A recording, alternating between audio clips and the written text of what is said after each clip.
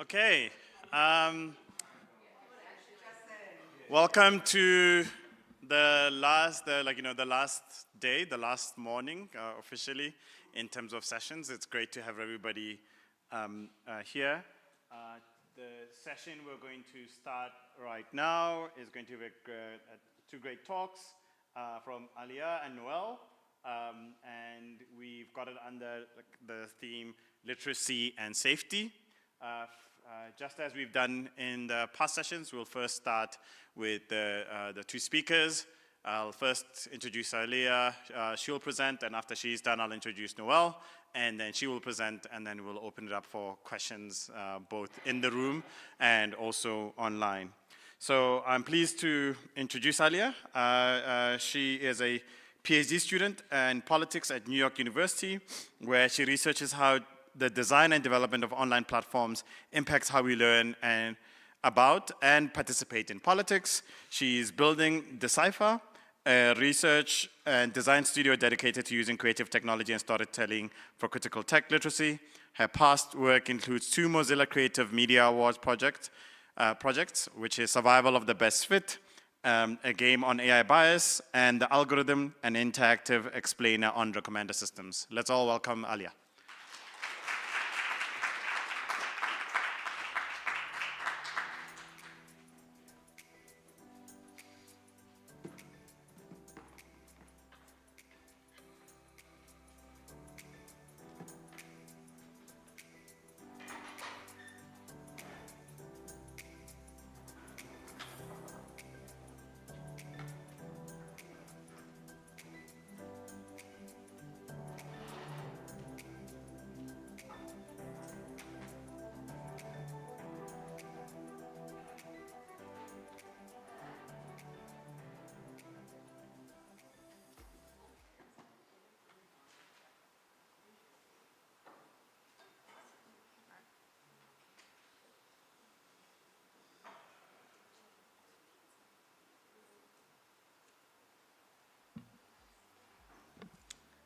Hi, everyone.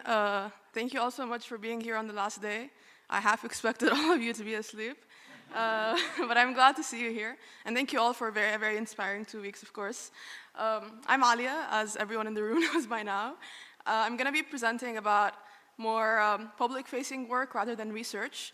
So my presentation is titled Creative Tech for Critical AI Education. And everything that I'm going to be presenting is work made with friends who I will mention along the way. But none of this is just my work. So first of all, this work that I'll be presenting has 2 main goals. The first one is critical tech literacy, and by that I mean we want to educate and demystify how emerging technologies function for broad audiences.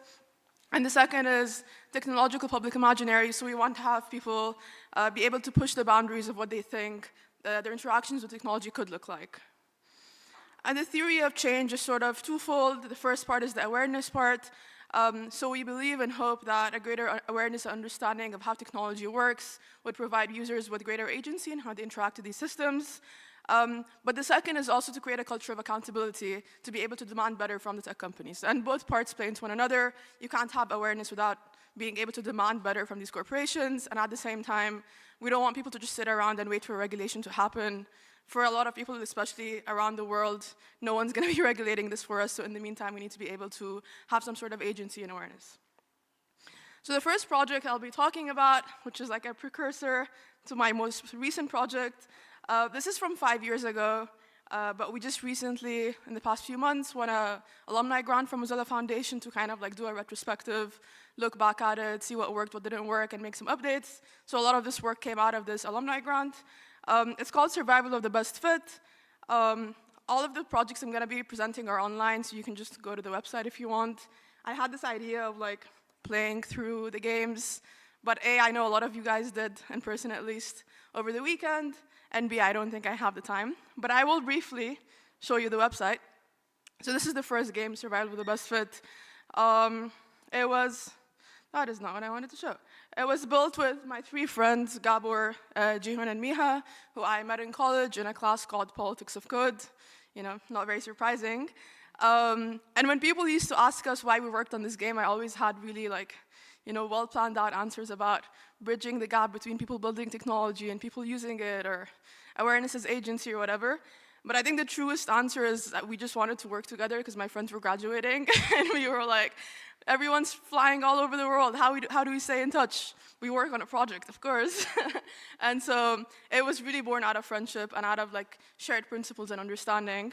So if you go to the website, it's essentially an educational game about how AI and machine learning could be biased within the use case of hiring. We used hiring probably because my friends had all just gone through recruitment processes and it was like a personal subject. In the game, and I'm not gonna play through all of it, but essentially the premise is that, there's music, let me turn that off. The premise is that you are the founder of a new startup and you're trying to hire employees. So in the first phase of the game, you're accepting or rejecting people based on their CVs. And then essentially your hiring targets increase and the time that you have to hire decreases. And so you're facing some of these pressures of, you're not scaling fast enough, the VCs aren't happy with the progress, you need to hire more people. And so the software engineer says, hey, I could build an algorithm to do this. And you go through like a hiring process for this algorithm and asks you like, which big tech company data set do you want to use? And then as you play through the game, which you should because it's fun, I think, you start seeing some of the reasons why AI could be biased, and there's like a bit of a debrief explaining what different sources of biases are and how some of them, you could try to fix, and some of them are just problems with the problem that you sought out to fix. It's just not a technical thing that you can just have a quick and easy solution for. This game pissed some people off because they say it's not a game because you can't win, and so I did get an email 2 months ago, this is a 5-year-old project, from someone who said that they tried it on 4 different browsers on 4 different devices to try to beat the system and have the perfect hiring algorithm. And I was like, that's not the point, buddy, but I didn't reply. Yeah, so that was survival of the best fit. And then 5 years later, I worked on another creative explainer where I kind of realized that this is what I want to be doing more of. It's called The Algorithm. It was similarly funded by Mozilla Foundation. And I built this one with my friend Lujain. Lujain is a PhD student at the Oxford Internet Institute. And the two of us are trying to start a research and design studio together where we work on creative technology and storytelling for critical tech literacy. So the way my work with Lujain started, I like to pretend that we met on this project, but we met because we were roommates in college. But this is a project that we built in our senior year of college together. It was like peak COVID era, and we were stuck on a desert island in Abu Dhabi. But Lujain came up to me one time in the engineering lab. We both studied like computer science, computer engineering. And she said, I know the two of us have the same Twitter feeds. We both follow the same people in this ethical tech space. But none of them are talking about like younger demographics, and a lot of them are talking about either, like Silicon Valley, US-centric conversations, or sometimes it's like the UK or Europe. And we went to school on a very diverse college campus, so she said, shouldn't we bring some of our friends together and do a publication on how the internet impacts our lives and societies as young people from different parts of the world? Initially, we thought it would be like a college newspaper type publication, but then we just kept having really like excessively unnecessary ideas, I would say. So like we would be like, oh, we want each web page to be a different color, or we want to do like random animations everywhere. So we decided to just build our own website. So if you go to multiplicity.tech, this is like a college age website, so it is also like a bit old by now. But we worked on this together, and we gathered a group of friends who all of them didn't see themselves as being part of this responsible tech space, but we were like, you actually do use technology and the internet. What do you have to say about it? And I think that project really ended up embodying a lot of the spirit of the work we wanted to do. We wanted to build work that is fun to build and that is fun to engage with. And then we just had a really fun time working together. So again, I was like, I want to work with my friend Lujain. What do I do about this? Mozilla Foundation. So yeah, we decided to continue working together on public-facing, web-based, interactive, and educational projects. And that's where the algorithm came from. Both of us had been on TikTok. We'd seen a lot of our friends on TikTok, and we'd heard a lot of the discourse around how, the algorithm knows me better than I know myself, which obviously is not true. But so we wanted to build something that demystifies what the algorithm is. Our primary target audience was younger users, because they're the majority of the demographic on TikTok, but we were hoping it would also be able to be used by other demographics as well. the link for that is, I think it's here somewhere. It's what'sthealgorithm.com. And so also if you go to that, I think it's better on mobile because we wanted people to be interacting with the story in the same medium where they interface with these types of algorithms. So usually you're on TikTok on your phone. And so this one was really built mobile first, where you can have the same swiping interaction that you have on TikTok or Instagram Reels or YouTube Shorts on your phone. And so the premise here is that you're interacting with a fictional algorithm and you're seeing it personalize over time. The beginning, you click on some stated interest. So I like medium speed content and triangles and blue content. And I'll explain more why we made those like abstract interest decisions later. It's not actually collecting data about you, but don't tell anyone. And then in the beginning, it tries to explain, what the algorithm is. You start interacting with these like abstract P5 animations, if anyone's into creative coding. And over time, as you interact with it, you start to see the feed personalize, but also you get these like guided message screens throughout the experience that explain how it's working. So besides interactions, we're also looking at your watch time. We're not, but we can pretend. Scrolling patterns, what people with similar profiles liked. And then throughout the experience, it starts making assumptions about you. So it says, my favorite shape is triangle, and that means I'm prone to hurtful behavior. That is not true. I'm a very nice person. And then it starts explaining, we can make inaccurate assumptions about you because we're just looking at data. It introduces the concept of transparency. So it says, what if you could see why we made these assumptions about you? So you get to see what you've been interacting with. It shows you the weighting of the very rudimentary algorithm we have operating in the background, which is not AI or machine learning, but a complicated set of if-else functions and shortest distance functions. And then it says you could actually change the makeup of this algorithm, and so you could change how it's weighing what you like, what you share, what you save. I said I wouldn't play through this, and I'm playing through most of it, but it's okay, it's a short one. And then here you can actually see your interactions in real time, so as you like more content. And the idea is that you would be able to play through this several times, especially in educational contexts, try different types of interactions. Maybe one time you like everything, one time you don't like anything, you only like red, you only like vaporwave or text content, and then you see how it changes over time. All right, I'll stop this here. All right, so what I really wanted to get into today, as if that isn't what I really wanted to get into the past 10 minutes, but I wanted to dive a bit deeper into some of the design, narrative, and technical decisions that we had to make when building these projects.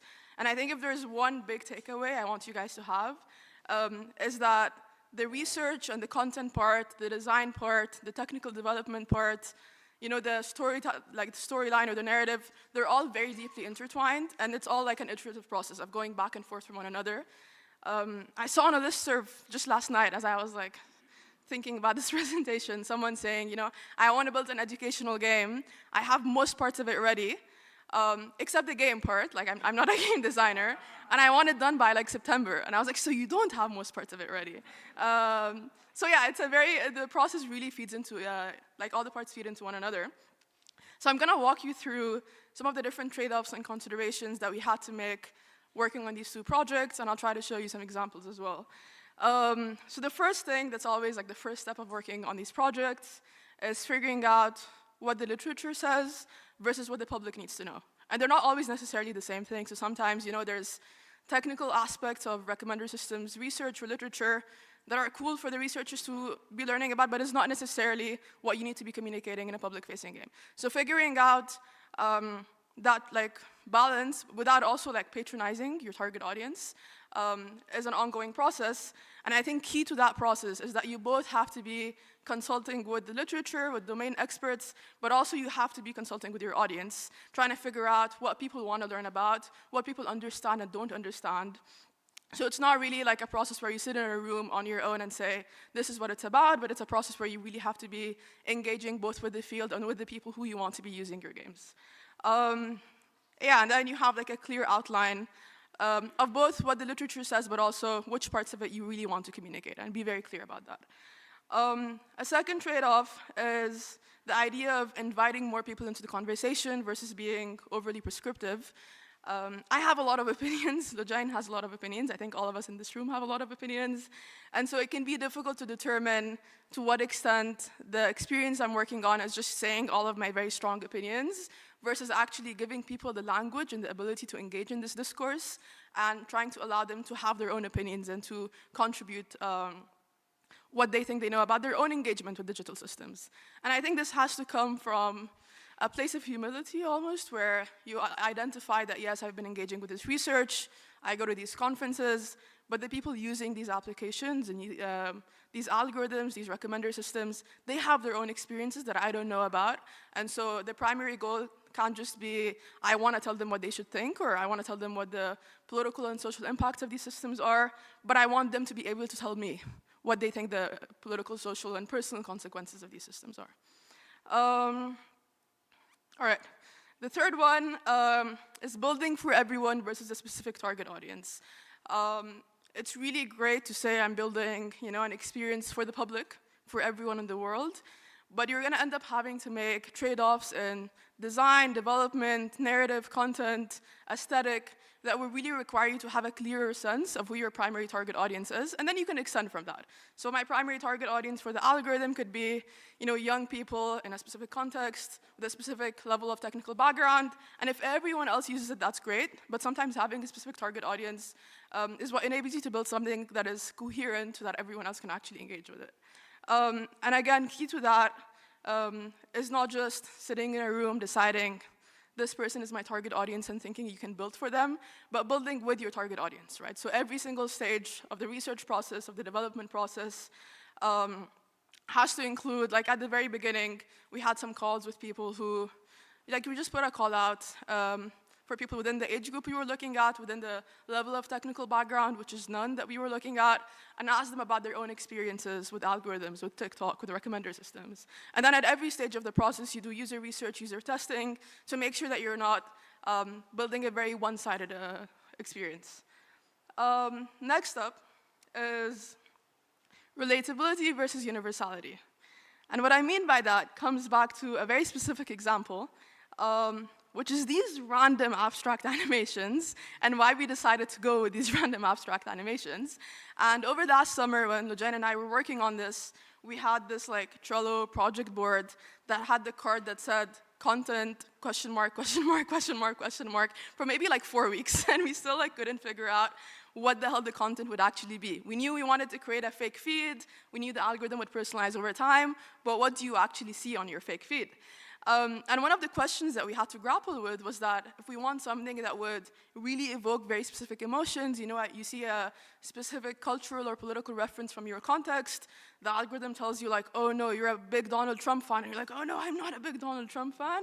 That would be very relatable for people, and it could be a very personal way to approach them, but it would also mean that people who follow US politics are the ones who are going to be able to best engage with this application. And it's okay to have work that has a very specific context and target audience setting, but for this project, we'd already decided that we wouldn't want our target audience to be limited to the US context, for example. And so we didn't want to use cultural or geographic references that would limit our audience in that way. Another reason came back to not the universality part, but also the educational component, which is that we wanted types of content that would be easy to personalize over time. And if it's very complex content, it would be hard for you within a span of a few minutes to see that it's actually personalizing. Whereas if you have meta features like shape, color, speed, it's a bit simpler. And so the way this works is that we had this graph of content that was first aesthetic, and so it was text, vaporwave, emoji, and 3D. And Andy Wallace, who's a creative coder, helped us come up with these categories, so thank you, Andy. And then within each category, we had 4 or 5 pieces of animation. And then within each piece of animation, it could vary within the code on what the shape is. So this could be the same exact animation, but it's different shapes, different speed, different color, and different text. And that means that we're able to algorithmically, or through the code, alter your experience over time. And it also means that no two people are able to see the same exact feed when they play through the experience, which is just something that was impossible within our constraints to achieve with videos of people talking or dancing or whatever. And I think this is a good example of like a decision where the type of content that we wanted to create, or the message or the research played into it, the aesthetic that we're looking for played into it, the design aspect, the development aspect, right? Like in the background, how does the code work? And so all of these factors really had to shape into one another. Okay.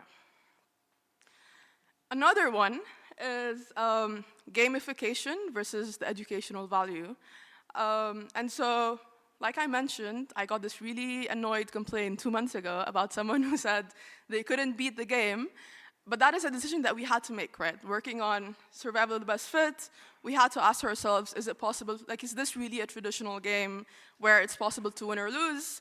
And then the decision was no, not necessarily from a game design perspective, but from the perspective that we don't want to send the message that you can just play the game a different way, and then you just build the perfect algorithm. That would defeat the educational value, right? In the algorithm here, we also spent a lot of time trying to think about incentives. So what would make people want to engage with this feed? What would make people want to click the interaction buttons here so that they see the algorithm personalizing?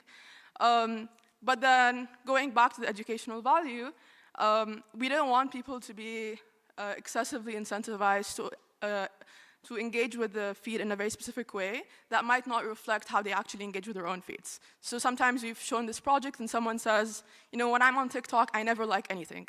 And we wanted them to be able to not like anything here. Or when I'm on TikTok, I just like everything. Or, you know, I like things with the color that I like, but I hadn't realized that that's also picking up on the aesthetic, or that I'm liking accidentally, you know, whatever. So instead of having these incentives that try to mold people into certain types of behavior, we try to just see how people engage with the game, try it out with a bunch of different people, and try to accommodate for that. So if you're not liking anything, maybe that says something about like the importance of the stated interest at the beginning, or maybe that says that the algorithm now doesn't really know what you like, and so it's making a bunch of assumptions. If you do like everything, and the algorithm has like a very accurate read on your data, we say, hey, that's actually not magic. Like, the reason it has an accurate read on your behavior is because this is data that we're collecting. If it has a really inaccurate assumption, we say, oh, okay, we get that this is inaccurate, but it's because sometimes tech companies will make inaccurate assumptions about you based on data that they can't actually interpret. So we try to accommodate for how people engage with it rather than tell them exactly how to do it. Okay, I think this is the last one that I wanted to mention, which was a really big point on like sensationalism versus nuance. And we had to go back and forth on this a lot, and depending on which group of people you seek advice from, you get very, very different advice. But especially with, I mean, I think this was relevant to both projects actually, but with the algorithm, we got a lot of people telling us, like, you need to make this more shocking, you need to make this more offensive, you need to tell people like, I know you hate your mother, whatever other example. And it didn't really encompass the attitude that we wanted to go into this with. And I think because we spent so much time thinking about what the content that we want people to come out of it with, we knew it wasn't really the approach that we wanted to take. It's okay to take that approach sometimes. But it was also because I say here, like, overly sensational and shocking and dystopian work, it can leave an impression, but it can defeat the educational purpose sometimes. But also, I think sometimes it can alienate people in that it makes them feel like these systems are just extremely negative and impossible to work with and impossible to game, and then they could feel like they have less agency, actually. Whereas we wanted people to take it with the approach of, like, how could I actually mess around this algorithm, right? How can I game it? And then also see that, yes, it can make an inaccurate assumption about me, but it's kind of silly, right? Like it's kind of stupid. And so trying to balance between the more realistic, sensible approach and also explaining that, yes, these do have very real and very serious socio-political ramifications is always a balance that you have to go back and forth on. I wanted to show you guys a little bit of a background. I think I have a few minutes, to some of these points that I was just saying, by showing you like the very early drafts of brainstorming that I shouldn't be showing in a public forum. But for example, when I was talking about the trade-off on like educational content, when I was explaining that every part of the design process, whether it's design, development, or educational value, have to play into one another, and you can't just say, you know, I know exactly what I want to say, let me ship it off to a game developer somewhere to build it overnight. This is like a very complicated, you see this? Yeah. Very complicated mirror board that I will not go through, of course. But this was working on the algorithm. And these were all different versions of like our narrative.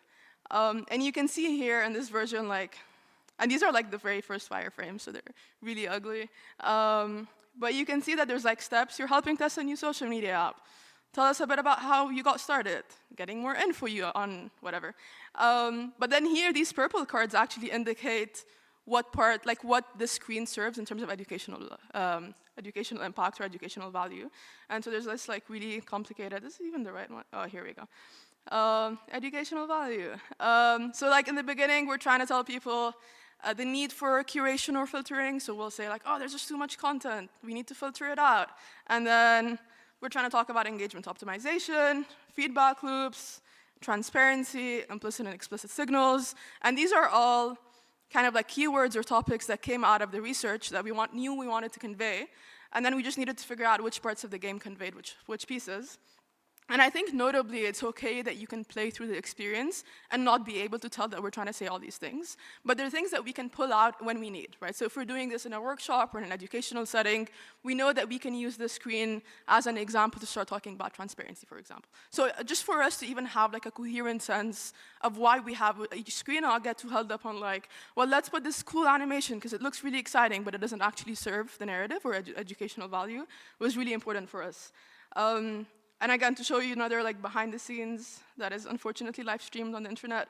But we had this like narrative document, for example, where, and Lujain I think made this table, where we had like all the concepts or like ideas that we wanted to portray through the experience. So like feature extraction, the need for algorithmic curation, or the lack of need, you know. Feedback loops, personalization, and then it was like, how much do we think from our user research people already know about this? Because people do know a lot about their engagement with these systems, right? Where in the game this is being introduced, and then some notes that I should probably close the screen before you have too much time to read. I like did not look at what we actually said. Okay, I think this is all I had to say. Thank you, and if you want to work on similar projects, please do reach out.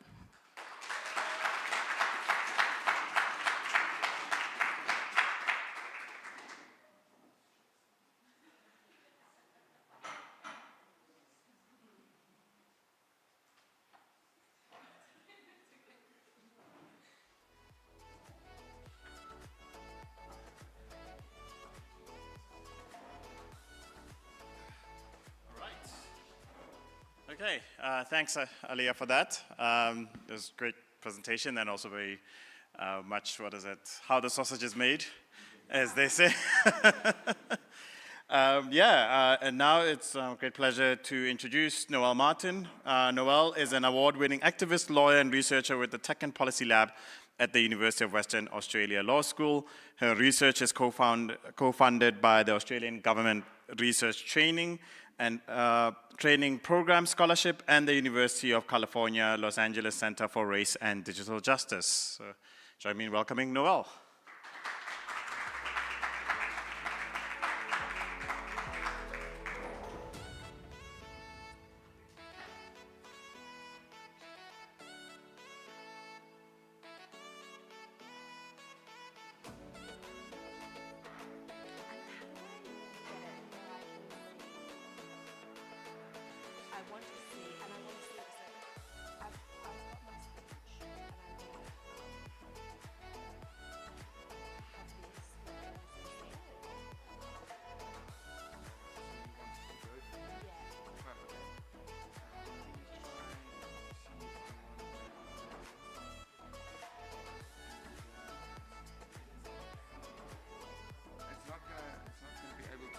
Full screen if you want to share that as well, so it's going to be kind of like that.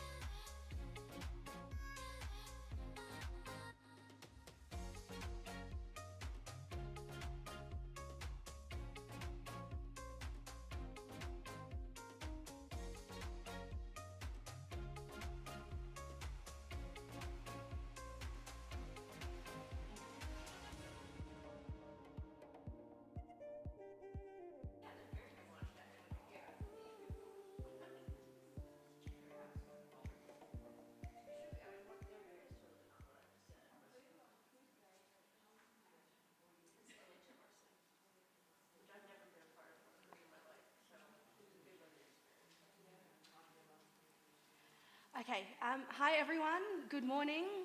It's a pleasure to be here today to present my research, which I'm conducting jointly with Associate Professor Julia Powers on the unprecedented scale of Meta's metaverse pursuit, the replication of people and places. In my presentation, I'm going to briefly discuss my entry into this research, so my positionality statement, 2 technological case studies of Meta's corporate pursuit, the hyper-realistic replication of people and places, a couple of remarks about my research's specific focus on Meta's efforts to build the metaverse, as opposed to the suite of other corporate actors seeking to cash in on this corporate project, and why we shouldn't necessarily dismiss the metaverse ambition as entirely hype. I'll then discuss some select downstream implications and overall what is at stake. So in terms of my positionality statement, as some of you who attended my lunchtime presentation on image-based abuse and deepfake abuse would be aware, I entered into this research as someone with a lived experience of AI-generated harms, specifically over a decade of being the target of the creation and distribution of non-consensual intimate images and deepfake videos, as someone who is acutely aware of the human cost of the unauthorized use of one's image and likeness, and of the lifelong consequences of navigating the fallout and backlash of being a continuous target for perpetrators and a global activist in this space. I entered this work with an unwavering view that people should be in control, have agency and autonomy over their faces, bodies, representations, lives and livelihoods. While this shouldn't be a controversial position, the trajectory of developments in AI have severely compromised our capacity to be in such a position and receive meaningful recourse if we find ourselves in such a position. It is through this lens that I analyse this corporate pursuit. But please note that my research is a work in progress, so this presentation is just a showcase of where I'm at, and I welcome any thoughts, feedback or criticisms of my analysis in the Q&A. I also want to thank Kate, who offered some valuable feedback in this conference on my work, which I hope to integrate too. So what is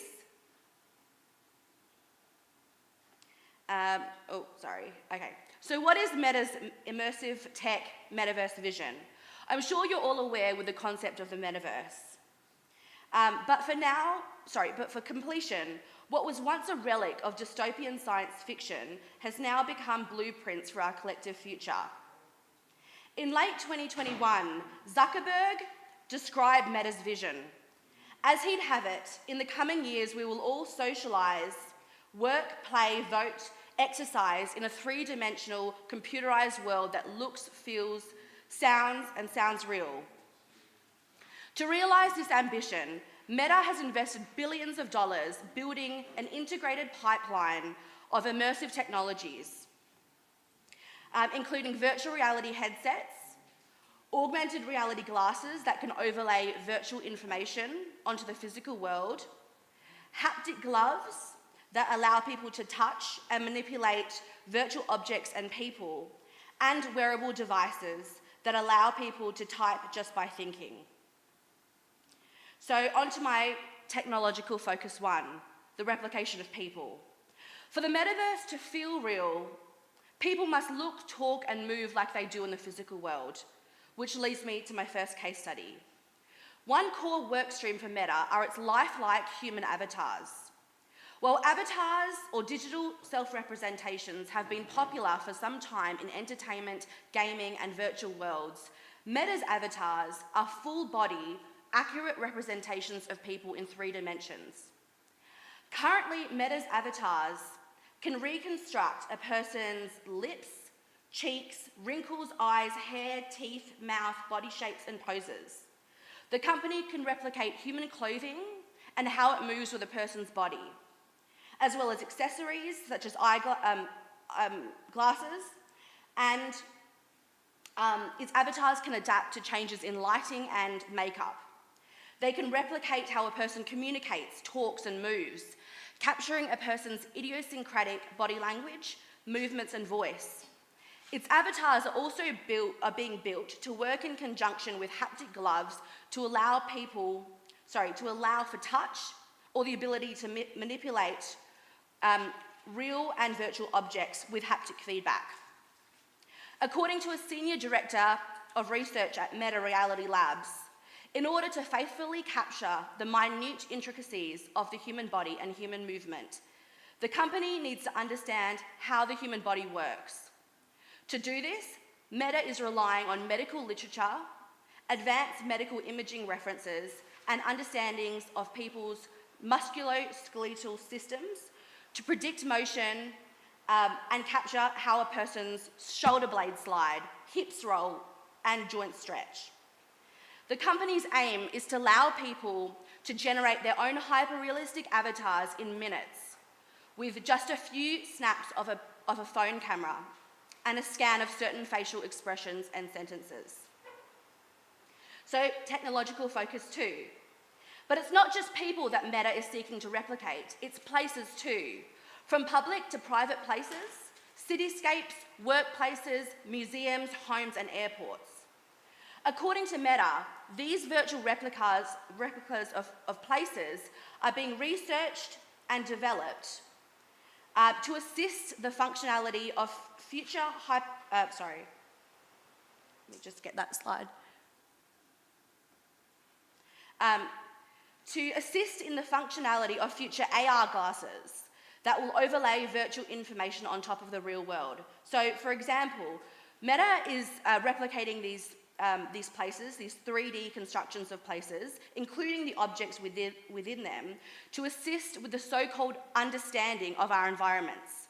So that one day if we wear AR glasses, we can navigate a new city and superimposed contextual information might show through our glasses and display onto the physical world, such as information about hazards, movie times, or the generation of information about a historical landmark. It also aims to superimpose a hologram of a person's avatar onto the physical world. So why is Meta building the metaverse? I'm not sure where I'm at the time. Okay, so Meta promotes and positions its vision of the metaverse as a means to facilitate connection and presence. Beyond this positioning of the metaverse to enhance connection and presence, Meta, as a billion-dollar public relations machine, has added to this list of perceived benefits, promising a future that is more human and less artificial. It's kind of ironic. A future that is a future with reduced physical travel, such as air traffic commutes and business trips, lower energy footprint, and in a message given salience during the COVID-19 pandemic, reduced interpersonal disease transmission.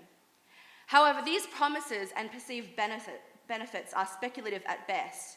I think we can all agree, as the COVID-19 pandemic demonstrated, that even if we are digitally connected, people were more depressed and anxious, and arguably more disconnected in a world in which human interaction is mediated by digital technologies. So why a focus on Meta?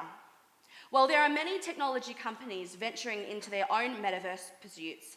My research and this talk will focus on Meta's moves to build the metaverse.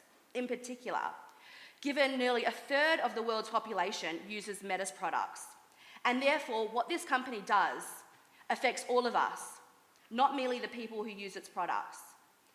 While Meta has repeatedly claimed that no one company will own and operate the metaverse, Meta nevertheless remains the single most significant actor in this industry, with its 90% market domination in the VR market, its significant patented research and development efforts, and its deeply controversial legal, ethical, and corporate history.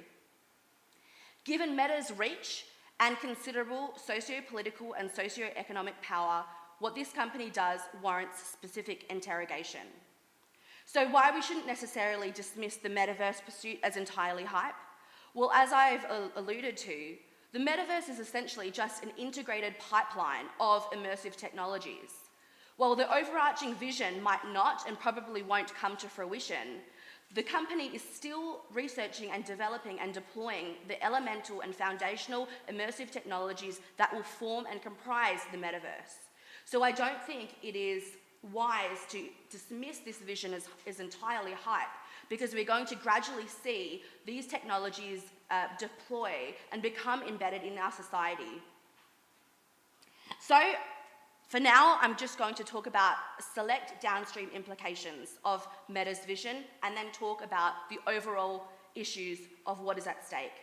So I've selected 3 of these to talk about. The first is the misappropriation of identity. While Meta has positioned its avatars as this fun and playful means to defy distance, where we can conduct our work meetings and social interactions face-to-face in 3D, the capacity to generate 3D avatars or digital clones of people with ease and at scale raises profound implications on the misappropriation of identity. Meta's avatars will inevitably be misused in the same way that deepfakes and generative AI are misused today, with either the cloning of people's voices to scam people, the scraping of social media content of women to aid in the generation of non-consensual intimate content, the generation of child sexual abuse material. But unlike deepfakes and generative AI, which primarily involve 2-dimensional image, video, and audio generation, Meta's avatars would exist in immersive, 3D, hyper-realistic, real-time virtual settings with other avatars and virtual surroundings with haptic feedback. Consequently, the harms and ramifications of the misappropriation of people's avatars, of people's identity, could be far worse than that posed by deepfakes or generative AI today. The second implication of the downstream list relates to privacy and surveillance. Meta's replication of people and places raise profound privacy and surveillance implications. Meta's avatars represent an unprecedented increase and consolidation in the amount of data that it would be collecting about individuals. Information about our physical appearance, micro-movements, and bodies, not merely at one point in time, but over time. These avatars will capture highly sensitive information about a person's eye gaze, facial expression, hair strands, physical features, and dimensions. But the real kicker is what can be learnt or inferred from all this data. Research has shown that eye tracking can predict anxiety and depression. Pupil dilation may predict cognitive processing, etc. In theory, every part of the body that is exposed and digitized could be used to infer additional information about us. If Meta can recreate the geometry of a person's hair strands, could this be used to predict a person's risk of alopecia? What might our non-verbal cues reveal about us? If Meta are digitizing the wrinkles on our face, could this be used for advertising cosmetic surgery procedures to us? The ramifications of this unprecedented data collection, on top of all the information Meta already collects about us, could profoundly impact people's control, agency, autonomy, diminishing individual rights as well as facilitating mass surveillance. Furthermore, the degree of information collected could significantly increase the risk of discrimination, and for that discrimination to be masked, in adjacent markets such as insurance, where third parties might use the information it gains to assess our risk, potentially affecting insurance policies, premiums, and claims. The third downstream implication relates to virtual crimes. Building an embodied internet intentionally designed to feel, sound, and look real raises significant implications with respect to the potential commission of virtual crimes, such as sexual assaults, indecent exposure, theft, public nuisance, bringing into question whether domestic criminal laws should extend to virtual crimes. Notably, the commission of virtual crimes in virtual spaces is not new. Over the last couple of decades, there have been reports of rapes in cyberspace, including a more recent case of a 7-year-old's avatar being gang raped in a VR game. Some legal scholarship, particularly from the US, has considered whether virtual crimes should be considered crimes at all, and whether criminal law should apply to the conduct in the virtual worlds. But from my experience in the world of image-based abuse and deepfakes, getting law enforcement and even governments to take online abuse seriously is half the battle. Other commentary have suggested that instead of criminal laws, virtual crimes could be dealt with through technological means. For instance, to deal with public nuisance, volume control tools could be developed for disruptive avatars. To deal with indecent exposure, a game operator could censor such content.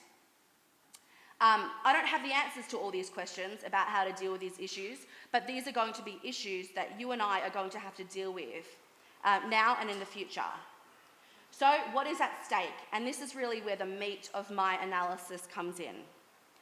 Meta's integrated ambition reveals much more than a hardware or software play to build the next glasses, headsets, or disruptive computing platform.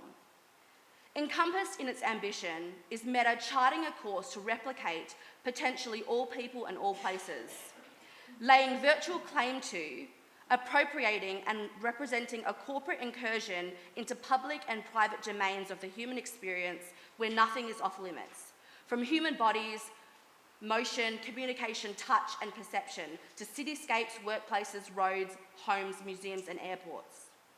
Since the company is not building static nor temporary replicas of people and places, but personalized, persistent, real-time, robust, and dynamic replicas that adjust to changes over time, particularly with respect to appearance, mobility, and the environment, then it is no exaggeration to say that Meta is now in the business of cloning people and places by virtual means. To build, improve, and sustain this opportunistic, global-scale commercial enterprise over time, Meta will invariably treat people and the planet and everything that makes up the human experience as data-rich, valuable commodities, as capital to accumulate, as extractable resources to prospect, extract, track, predict, and commodify, particularly for marketing and advertising purposes. As other corporate actors try to compete with Meta for a stake in this pursuit, there will be a profit-driven incentive to build and deploy technologies of human replication and planetary scale replication, exacerbating the commodification of people and planet. While Meta claims that no one company will own and operate the metaverse, it will own and operate the foundational infrastructure, the immersive hardware and software that underpins this global scale corporate enterprise. The company's patented technologies further embed its corporate domination in this pursuit to the potential exclusion of others. While this company promises a future that's more human and less artificial, its ambition decisively shifts people away from physical interpersonal interactions to a world in which our lives are mediated by virtual spaces and virtual experiences, changing the very means and substrate of human interaction. As chief owner and operator of the foundational infrastructure of the metaverse, Meta will amass unprecedented prospecting, predictive, and profiteering power over people and the planet. And the implications of this vision are staggering. A wholesale diminution of people's privacy, autonomy, agency, and control, a totalizing claim to bodies and places, and a colossal undermining of sovereignty and governance. My research hopefully aims to expose the unprecedented scale of the company's ambition that has, thus far, been largely endorsed without genuine challenge from governments and policymakers, and will seek to bring into sharp focus the prospecting, predictive, and profiteering power the Meta will amass in this corporate enterprise. Thank you.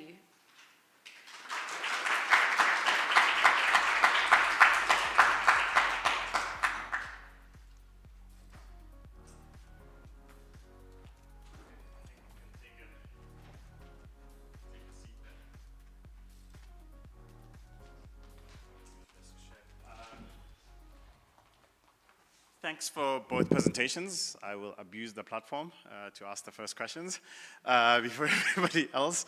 And I think, Alia, on your presentation, what for me stood out was the reactions, right, to putting people in a situation where it's like for humans, I guess, it's a no no-win game, right? There's an always-lose game, and then people are reacting that for them they feel like it's wrong. But I don't know how you get people then to reflect in this piece, so not just to react to it and feeling bad, but then how to then reflect on what is it? The things that I play that actually lead to those things. That would be one. And how then do we think about expanding the use of, even if these were like, projects that you did in your off time or another time to really connect with friends, but how, like, these seem to be very important, even if I'm thinking about data science or AI ethics classes, just to put people in that situation of like, you're thinking you're building the things on the one side, right? The AI, the automated decision making, but you're not really, like, as part of design justice, you're not thinking actually about the humans and what it actually means. So yeah, maybe I'll ask for that before going into Noelle's questions. Yeah, thank you, Vukosi. Is this working? Yeah. Okay, cool. Okay, first question, which I already kind of forgot. The whole reflecting instead of reacting. Okay, yes, reflecting instead of reacting. Okay, I'm gonna grab my laptop and take notes after this. That's a great question. I think there's a few different ways to answer this. So I think in the first game particularly, one of the main goals was to disrupt this idea that everything has a technical solution. And so part of the reason why we didn't want it to be easily gamified is because we don't want to say the easy technical fix is to build a more diverse data set and that's it, right? Like, we needed people to understand that sometimes the premise is wrong. The premise that you can accurately predict people's success at a job with no accountability over the hiring process using an algorithm in itself can be wrong. That said, we don't want to leave people just frustrated, and that's why I mentioned in the presentation not wanting to be too fatalistic and tell people, the system wins, like you die, etc. The first game does end with like your startup company shut down, but we do want to situate it within a broader context, which is why, particularly in the second project, a really big part of the structure was A, we want to introduce how the algorithm works, and B, we want to introduce how it could be different.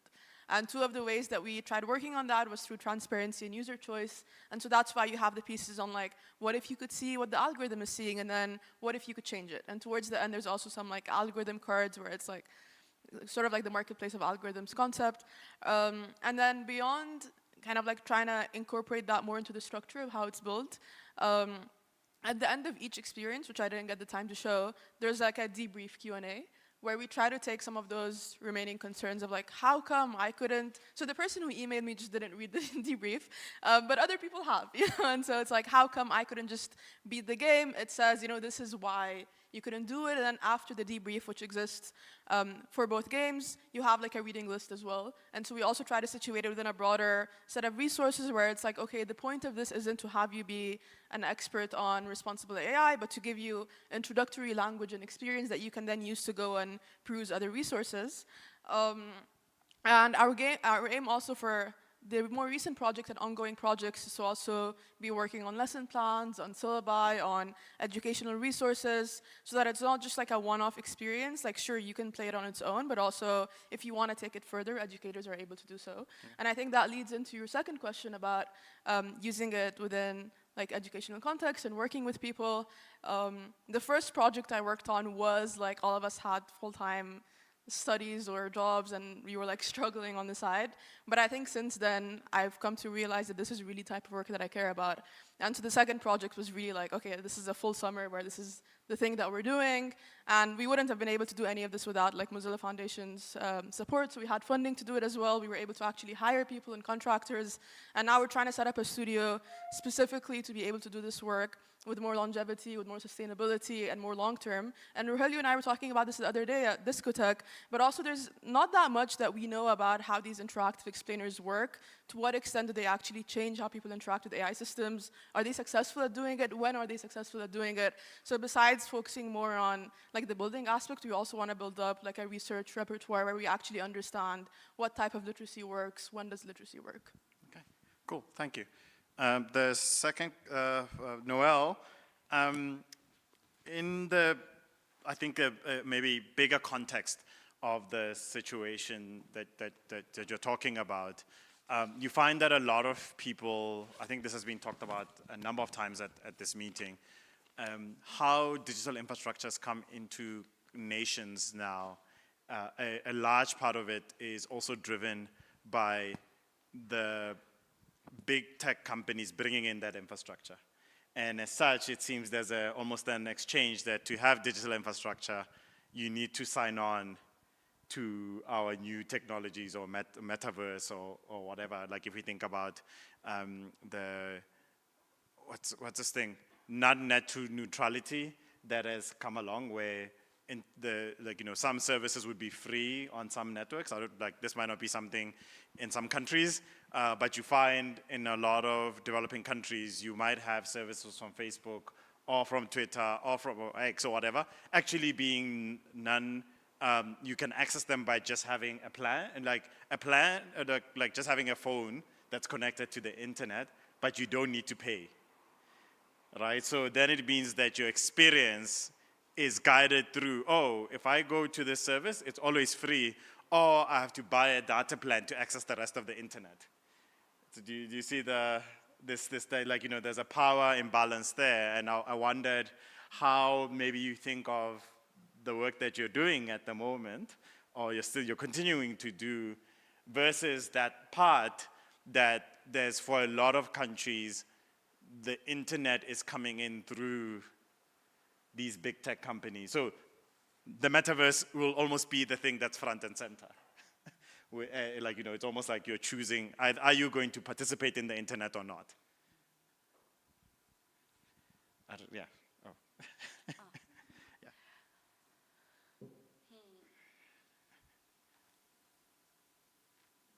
So I don't know if I really have an answer to that question yet. Yeah. All I will say is that if we're dealing with that issue now, this is only going to pose a greater issue the more infrastructure technologies and technologies that are developed and deployed, and it's just going to make the issue worse as this progresses. But I'm not sure on that answer. No, maybe somebody else will also try and think. But yeah, thanks. Okay, open it up to the room for some questions, and then we'll also go check online as well. Okay, thank you. Oh, there's mics on the tables here. Oh, sorry, that's okay. Okay, I'll bring my. All right, I will try and go clockwise again. Thank you both for the presentations. I have questions for both of you, but I'll start with Alia. Two quick questions. One, why are you so cool? And two, I want to know more about the process of you discovering how much your target audience knows about the concepts, in the specific games that you developed. Particularly because I'm wondering if your audience is not aware at all. If you're developing a game, I don't know if this is a genre of game, but I'm going to call it this, journalistic expose games where you're highlighting a thing for the first time, and there's not maybe a lot of public consciousness. How would you go about that? Yeah, the first question is funny because I met Rogelio on one of the few days here, and I'm giving an answer even though I know it wasn't a question. And I went back to my room and I was like, oh no, I need to learn so many new things about games. So it is very mutual. With regards to the target audience question, it does go in both directions. When we started working on the algorithm, we started talking to people and realizing people did have very complex thoughts about algorithms because they interact with them every day. The problem is that sometimes, even though you have complex thoughts, they could be in a direction that isn't necessarily, it could be influenced by hype, could be influenced by misinformation, etc. So it's both understanding, do people know about this thing that you're trying to explain, and also what exactly is it and what do you need to clarify. I think there's always going to be a range of audiences that you want to engage with. So sometimes you will have people who are I've never seen TikTok in my life, what the hell is an algorithm, etc. And I think that's when it is very important to figure out what your primary target audience is and what their level of technical background is, and that kind of your secondary audiences. For both projects, we really wanted the primary target audience to be people who do not understand the technical background. And so I think it would map quite similarly if we're working on another project with even less technical knowledge in the public, because we really were trying to target someone who like does not know what AI is, has not seen the word machine learning before. But obviously, we were aware that we're working with popular technologies, and if we're working on a project where like there's even less background, where it's like a technology where they haven't even heard the word before, we need to accommodate for that. And I think that just comes through iteration of doing user research, building versions of the game, testing it out, and seeing like, do people understand what I've worked on or not yet?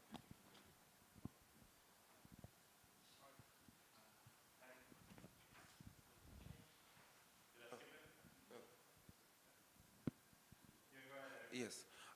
Leah, the question is for you again. You really captured my imagination with the game, The Algorithm, and coming from a context where people would generally say, well, the algorithm should be open source, there's a lot of misunderstanding around what that word means in this context. And so I wonder, do you have any sense of the difference it makes after someone has been exposed to your project? Like, do you have some kind of like feedback that you can share in terms of how they understand it? What are the takeaways? So do you have like some research on the impact of the algorithm game, please?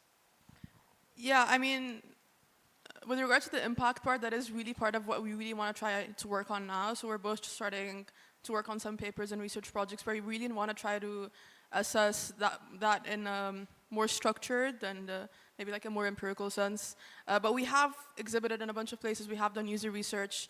I think the primary outcome is just like the demystification part, where people are like, oh, that's why the algorithm does so and so. But I think something else is that people are encouraged to game the algorithm or mess around with it a little bit, which is something that we really were hoping for, where it's like, oh, like, what if I did this? Would that happen different? That actually happened to me over the summer, like me on TikTok.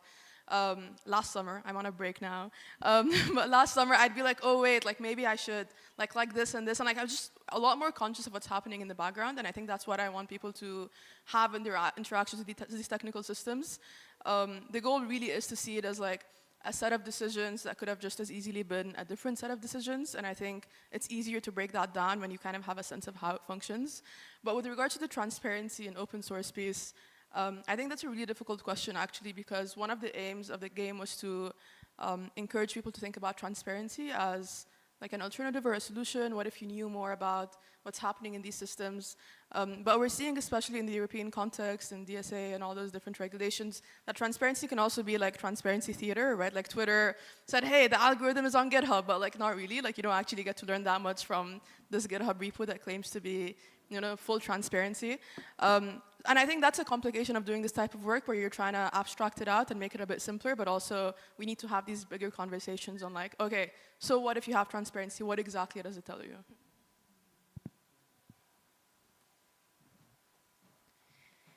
Thank you both for your presentation, and my question is for Noelle. So I remember that Nick Clegg, who is the president of Global Affairs for Meta and also ex-deputy prime minister for the UK, member of the European Commission, European Parliament, when there were instances of sexual assault in the metaverse, he came up with this justification and to say that like Meta is like a bar. And so if you own a bar and people at a table, they have racist, sexist, bad conversation, you cannot expect the bar owner to go and overhear what happens at the table and stop the conversation. So I wanted to ask, like, when we have these people who have this idea of a space like that as a bar and not like as a community or as a town hall, how do we respond? What can we do?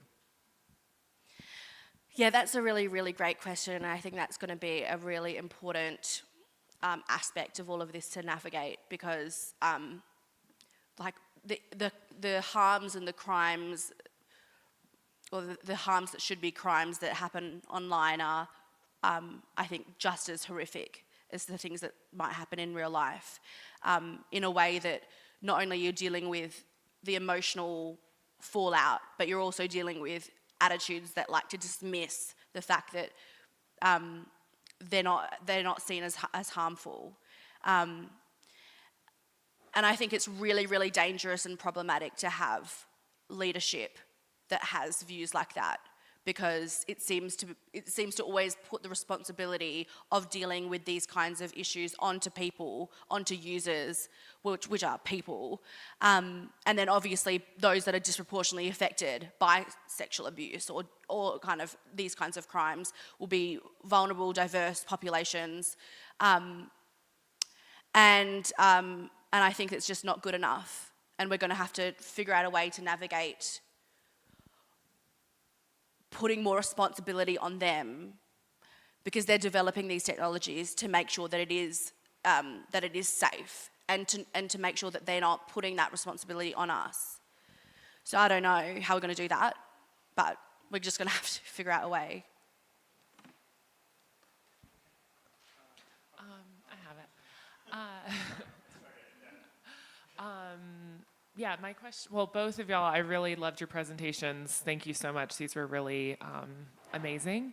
But my question's for Alia, and I'm sure we'll talk more about all of this. So it's not as much of a question. I just kind of have a few ideas that I'm kind of like bouncing around, but just thinking about you talking about the importance of not just proliferating like your own opinions and like encouraging people to develop, you know, what they think as they're using the games. And I think that that's like an interesting push and pull with like not having it be so gamified, because if you have to win to like get your opinion, then yeah, I don't know. Can you just like talk more about that, or how you balance that with your collaborators? Yeah. Just wait. We're just gonna we'll take a few questions so that also we just make it easier for everybody to put in before we close. Yeah. Yeah, pass down. I think Laurie. I have a question for Alia and Noelle, and those are really wonderful presentations. So for Alia, my question was that, you know, given that you have a multicultural team in that first project of CV, to what extent do you actually embed, for instance, you know, HR practices or tech, I guess, you know, integration in like Slovakia, in South Korea, to the extent in which, you know, some of these issues in terms of like the use of algorithms in making recruitment decisions actually play? And for Noelle, just wondering, you mentioned that, you know, there are these, that there are potential, you know, laws against the particular games. But, you know, when we have played different video games, a lot of video games already have violent content, you know, like think of Grand Theft Auto or like Counter-Strike. So to what extent would particular regulation differ in these games as opposed to, you know, the regulation of games that have like meta components in them? And to what extent could we draw from existing regulation of games? A lot of them already have like disturbingly violent content. Yeah, thank you. Yeah, we'll take the last one from Laurie. It's on. That's a really interesting question to have come before my question, because my question was for both panelists and involves the centrality of games in the history of computing up to and including machine learning and AI, right? I mean, game theory has been a huge input into the way that so-called artificial intelligence has been thought about almost from the start, from John von Neumann on. And as, you know, many people have observed, you know, games are great. They're heuristic and instructive, and the work that Alia and her colleagues are doing is wonderful. But they are simplifications. They work in very predictable and unchanging backgrounds, which is why it's a lot easier to get a machine to be able to play chess or even Go than it is to get it to be able to navigate the world in all its complexity and unpredictability. There are very few rules in the world that are as set as in a game, even a complicated game like Go. So my question is, first of all, I'm sort of astounded by the fact that some people seem to have completely forgotten war games. with the conclusion of tic-tac-toe and the message that the only way to win is not to play. Strange game. The idea being like, war is not a game, right? And I think that's a great opportunity in a way, you know, not necessarily as part of your demos, but, you know, something that you can bring into your research that, you know, gamification means that people expect that there are winners and losers, and that's not always what the world is like. And I think this is true in the case of Noelle as well, that the developers, particularly Zuckerberg, who's been playing a game all his life, that he wants to win, don't recognize the difference between a game, a video game, and trying to make something built in such a data-rich way that it becomes harder and harder to distinguish between virtual and lived reality, and the responsibilities that you have when when you want to just back away from the violence and the harm and say, well, oh, this is just a game, right? These people are playing. It's not real here. If they gang rape the avatar of a 7-year-old, that didn't really happen. Well, in what sense didn't it? You know, that seems to, you know, retreat to a notion that games are just simple and unreal. Yeah. Okay. I'll start with Rachel's point. I think you put it pretty well with, it's very relevant to Lauren's point as well with regards to, like, if you have too much gamification, you feel like you have to win and therefore you have to play in a certain way. I do think that in more recent projects, like in the algorithm, we've kind of tried to retire the use of the word game to begin with. So in any of the material you see around it in the description on the website, we say interactive explainer and we don't say game anymore. In Survival of the Best Fit, the first project, it says like play the game, and we kind of stopped using that language. For that reason, I do think the category of game is really broad, and there are games that you don't have to win. There are games where you just like, I don't know, I used to play Club Penguin as a kid, and I wasn't trying to win anything. I was taking care of my little puffles in their igloo, right? And so that's fine. But that being said, I do agree with the fact that if you overplay the gamification angle and the fact that you really have to like win or play in a certain way, you can compromise the exploratory aspect of it, where you want people to be curious and to engage with it and to think in different ways. And so we try to borrow more from the line of work that's more in like interactive storytelling, interactive explainers. We really think about it as more of like a choose your own adventure storyline rather than like a game that has winning and losing. And I think there is some harm in the overuse of like gamification as a tool for training and for explaining, and people just think if you like package something as a game, then that's it, it does all the work, and it's not true. With regards to like saying your opinions, being too prescriptive versus not, I do think it's a balance that you have to go back and forth in, and I don't think I've gotten to the point. I don't think I ever will get to a point where I'm like, this is the right equation. I worked on this project, and then I had a phase where I was like, I actually want to build something that just like says my strong opinions, and that's also fine. I think you just have to be really clear and self-aware and like reflective over and over about what the purpose of a specific project is, and it's going to be a back and forth with the collaborators and with people that you're testing it out with.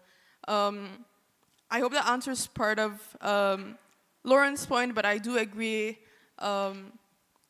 with regards to like the importance of game theory and this type of structured way and how AI and machine learning has been developed. As a quantitative political scientist who rejects game theory, I'm not trying to build something that is like overtly playing into that like line of work. And I think that is part of the reason why we've moved a little bit away from trying to think of it as like something that you can really game and win, and having like rational actors, you know, and all that good stuff. But I think it's important for the work to be self-aware of its limitations. And I think anything that's an abstraction, anything that's a simulation, will always inevitably have limitations. And sometimes that's okay. Like, it's okay to have something where you're like, this is not going to encompass all of the complexity of what it's like to build an LLM, for example. But I know what I need to say and what my priority is, and that's why I showed at the end, like, we had a list of, like, these are the concepts that we want to portray, and then we had a list in the other page that I didn't show that said, these are the concepts that we did not portray. And we were, like, very clear about what they are, and then we try to, like, in the resource list, make sure that we have stuff that covers these concepts. We try to make sure that, like, if we're giving workshops, for example, we complement it with this as well. But yeah, I think limitations are fine and sometimes they're useful, but you just have to, like, know what they are and be explicit about what they are. And finally, a question about HR practices in different contexts. What's funny about this first project is that we didn't set out to make a project about hiring practices. We set out to make a project that explains AI bias, because we just taken an entire class about, like, politics of technology. And then HR just happened to be the use case that we used. One of the reasons we really liked HR as a use case is because it's a very cyclical problem. So if you have a biased hiring algorithms, you have a biased workforce, and then you are replicating the same problems over and over. But I think it was just also like a personally relevant experience for my friends and I, because we were like college students and new grads. And I think at the time of working on that project, we had a lot of like imposter syndrome over not having done stuff like this before and feeling like we were young and inexperienced and so on. And with more perspective, I now really try to like cherish that energy of not being too like stuck in expert bubbles, but actually being like friends who want to work together and care about this stuff and are trying to figure it out along the way. But we accidentally ended up like getting really viral in like really niche HR circles. And so there are like HR blogs on the internet that like mention the games, and like HR LinkedIn was talking about it, which I didn't know was a thing. And we had someone reach out who works in an automated hiring company and was like, I have all these questions about like the rule of 2/3 or whatever it is in the United States for hiring. And so we ended up falling into that bubble accidentally. But what's funny about the question about different contexts, I think you mentioned Slovakia. Our team was very diverse, and so I'm Egyptian, Miha's Slovenian, Jihan is Korean, and Gabor is Hungarian. And so we weren't really working within it. Obviously, we went to an American university and have that context, but I think we're a bit less situated within that context to begin with. But also, we weren't trying to make it about hiring. And then in the other project, Lujana and I, like, we really, because we met, or like we started collaborating on a project on geographic diversity, and so we were very like hyper aware of not making it too US-centric or whatever. And we actually had a conversation with Surya Matu, who worked at the Markup and ProPublica and worked on similar projects before, towards the beginning of the project, and we were like, how do you make sure we don't fall into this trap? And then he said, you know, you have to be aware and talk to your target audience and so on, but also you're an Egyptian and a Palestinian building a game, like you are doing it, you know, like you are people from a different context with different ways of thinking, doing this work, and that in itself, like you shouldn't be too self-aware, like self-critical about it. And so I think we've tried to adopt a balance of both, of like being critical and also being like, we're doing it, you know, like I'm a different kind of person in that space already. So. Thank you so much for your questions. My answer is simple on the issue and the interplay between games and what this vision is, and how we regulate potentially this, what this vision might raise, and how we balance that with the fact that there are like violent games out there. I guess I would say that this is not intended to be a game. This isn't fantasy, and this is not make-believe. This has even been positioned by them as a medium for people to work and socialize in a way that feels as real as the physical world. So I would just say that the way we treat it, the way we deal with it, the way we might regulate it is not the same thing as a game, and it should be treated differently. Right. Okay. Sorry, do you have any questions online before we go back into the room? No. Okay. We can start on this side again. Bye.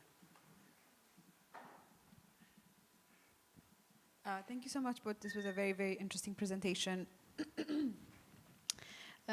Alia, for you, I feel like you have more transparency than any of the tech companies combined in terms of how algorithms work. So it's really fascinating to see that. I wonder if you've been following some of the litigation that has been happening in Amsterdam against Uber, and how they calculate, you know, driver's wage and salary, and you know, sort of how all the data comes in. Some of the decisions that have come out is, this is propriety, right? Intellectual property. So companies are not apparently expected to, publish a bit more detail in terms of how that is. But your work. So I'm wondering if you, if you plan to publish your methodology, how you've done this, so that others can also see. I'm also wondering if you have any experience in terms of how to reverse engineer these things, right? So folks have been trying to figure out,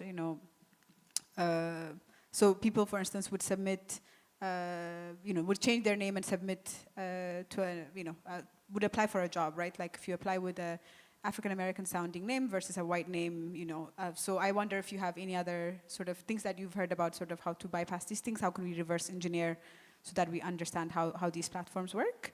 Yeah, and Noelle, to you,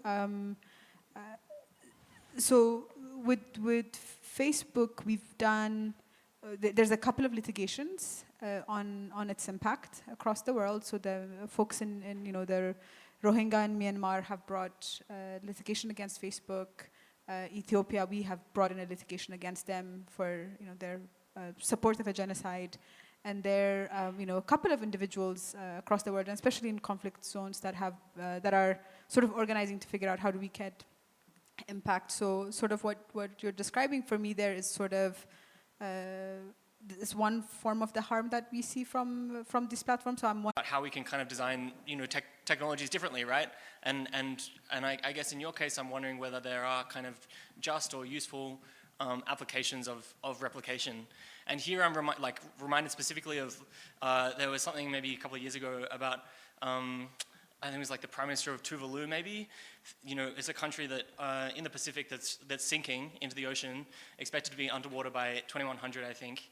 And they're saying, well, maybe we can use the metaverse as a way to archive our space, our culture, and something that will not be around, for much longer, right? So I guess my question to you is how do we think about these potentially useful or how can we kind of create these spaces more justly, I suppose?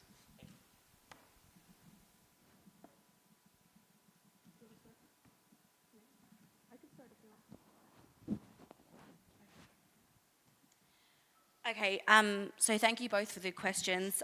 In terms of the question about whether or not I've collaborated with others yet, I unfortunately haven't, but I would love to. This is just the first article that I've been writing for my PhD path, technically an MPhil, but I hope to convert. So it's still early stages and it's early stages as a researcher, but I would love to do that in the future and look into how we can collaborate with others that are fighting these big tech companies. The second question.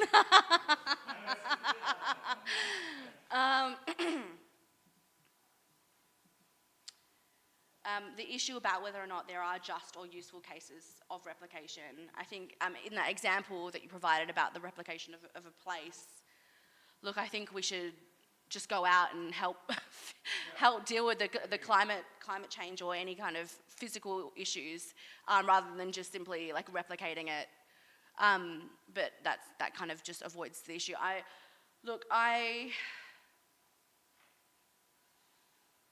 might have to think about that and get back to you. No worries, we can chat later as well. Yeah, but I mean, ultimately, I think that the negative impacts of replication do outweigh what potential uses they could be for however they're justified. Especially because I come from a lens of really being in a world where people's images are replicated and in ways that are really horrific, and so that's the angle. So yeah, I guess I will have to come back to you on that.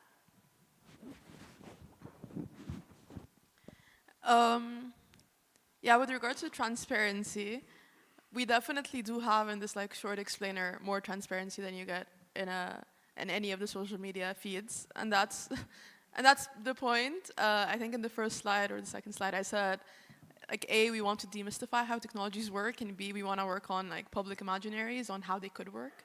And so part of the idea was we want to demystify what is the status quo, but then also like show people, like give them an absurd like inference about them. Oh, we think you like red, and therefore you're an angry person. Everyone hates you. And then they can actually say, no, that's not me. And then we say, oh, sorry, this is why we thought that was the case. And then you can actually alter that or say, oh, so when I interact with the algorithm in this way, this is how it reacts.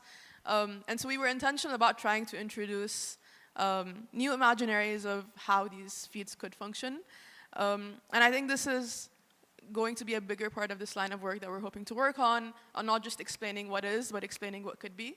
And part of that we hope is having then people say like, but this is the feature that I would want. So what else would people want to see in order to actually meaningfully engage with their algorithms? That's something that I think we can't just think of the ideas alone, but we want people to tell us what would help them engage with their own feeds. The Amsterdam example, I've been following a little bit of what's been going on in Europe with the recent regulations. It's a difficult question because it comes back to this issue of what is meaningful transparency. And that is something that we can disagree on. So Uber can say, oh, we've said enough, but then it isn't really. And I think we do need more work that goes beyond we need transparency and starts questioning what is the type of transparency that we need. And I think that is relevant both for the educational aspect with regards to, like I mentioned earlier, wanting to work on research that asks what type of transparency or literacy actually makes a meaningful difference in how people engage with the system. So if you have an LLM or a chatbot, what kind of explanation or transparency does a person need to have or should have for them to be able to understand that this isn't a real person, that the anthropomorphization doesn't make sense, that it's a statistical model, etc. So I think we need more work that is more rigorous in that sense. But I think another piece of it as well is that in the Uber case, I believe the drivers raised the concern because they said this seemed like it was an algorithmic firing or mistake or whatever. And so I think it highlights the need for an aware public that is able to start these fights as well, right? And so we need gig workers who are able to understand that, oh, this is a function of a decision that was made by the algorithm, but ultimately by the developer who built the algorithm, right? And then I could be asking the company to be building things differently. And I think that goes back to when I said we want people to see these as a set of decisions that could have just as easily been a different set of decisions.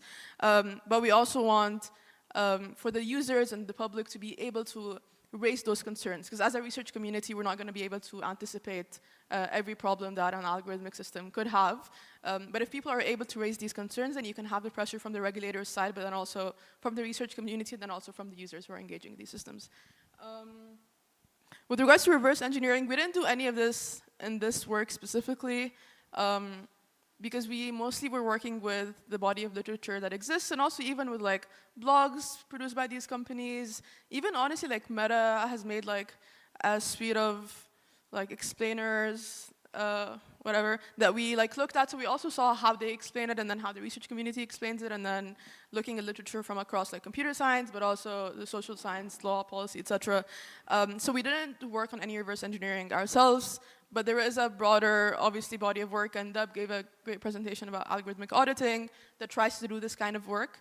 And we had some ambitions to do some auditing work at some point as well, and like more public-facing auditing tools that we'll see if we ever get to. But I think one thing that I would really love to see coming from the transparency angle is to not have auditing be another black box where like a firm says, we are the auditors and we are the only ones who know how to do auditing. And not even have it necessarily be that, like there's open source work as well, but I don't think it necessarily has to be like you need to have like insane technical complexity and really get into the details of the code. I would love for the average user to think in that mindset, right? Even if they can't really audit like the machine learning system, like you mentioned, oh, if I apply with an African American name, will it accept me? I would love for the average user to be like, oh, what if I use my like For You page in this way? How does it change? Like I want everyone to have that mindset of like, I can game the system, I can try to understand it. As I interact with it, like it's not a one-sided thing where they build this model and I just use it. I also want to mess around with it and see what I get out of it as well. Yeah, I think I'll put up, thanks for the questions and the answers as well. Just some thoughts.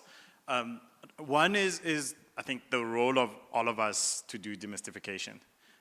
Because when it comes to touching anything that might have to do with policy, communities, and technology, is that there's a lot of social or economic factors that try to say that everything is complicated and as such you must cede your power to the expert, right? But then this also then means that you're also disempowering people from being able to actually participate in, hey, I have a question, or actually ask the right questions, right? That you're going to have systems, we have the metaverse in whichever way, you've got this kind of algorithmic systems running our lives in many, many ways. But one tends to find that when you interact with people, you demystify, they start asking the questions that we tend to think we find in scholarship. Right, just because they now understand and they now go like, oh, that's how it works. Okay, so what stops X? Right, and then it becomes these parts where you can really have ground up policy interactions where people say, okay, I don't want the system to do this because we kind of know in my community this is what it will affect us in different ways. So I reflect on a time where I was in, I think it's an unconference, and we were sitting in a room thinking about, again, maybe games, as Lauren alluded to. We're thinking about games and thinking about